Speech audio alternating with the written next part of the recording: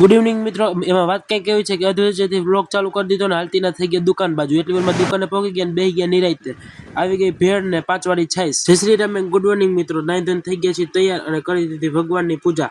એટલી વારમાં તો ચંદ્ર પણ નહોતા ગયા, તો આપણે માછલીને નાખી દીધા દાણા અને આજે મિત્રો તૈયાર પણ નથી થયો. હક ન થયું એટલે બીજી વાર થોડું જોવા જવું પડ્યું. મોજા પહેરાઈ ગયા ઊંધા ડાબાનું જમણામાં, જમણાનું ડાબામાં, અને આપણે બે ગયા રીલ્સ જોવા. ઓહો, રીલ્સ તો મસ્તી ની આવતી હતી. ફૂલ ઉખડી ગયા બધે, તો એ કઈ નહોતો. અને મમ્મીએ બનાવી નાખ્યા ચણા અને ચા. પતિ બાપાના દર્શન કર્યા, માતાજીના દર્શન કર્યા, હાલતીના થઈ ગયા ચા પીવા.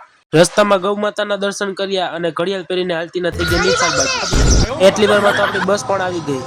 બાપા સીતારામની મઢીના દર્શન કર્યા અને પુલની તો પરંપરા એટલે પુલ તો બતાવવો જ પડે.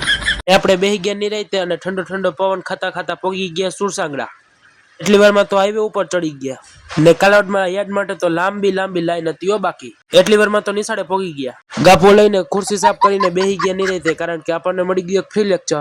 હવે નિશાળે આવ્યો હોય તો ઉતરવું તો પડે ને. એટલી વારમાં ઉતરી ગયા અને દુકાને જોયું તો દુકાન તો હજી ખુલ્લી જ હતી. પપ્પાજી હેલા જ આવે છે એટલે આપણે કરાવી હેલ્પ અને દુકાને કીધું બાય બાય ને આપણે હાલતા થઈ ગયા ઘર બાજુ. રસ્તામાં મળ્યા તમારા ભાઈબંધો ને એટલી વારમાં તો ઘરે પહોંચી ગયા. ગરચવા બેહી ગયા પૌવા ને પાપડ. ઘી છાશ ને દુકાને હાલતી ના થઈ ગયા. દુકાનેથી ઉપાડી ગાડી, કારણ કે સર્વિસમાં હતી એટલે આપણે ગાડી લઈને હાલતી ના થઈ ગયા ઘરે. તો મિત્રો આજના મિની વ્લોગમાં આટલું જ. મળીએ બીજા નવા મિની વ્લોગમાં. Bye bye.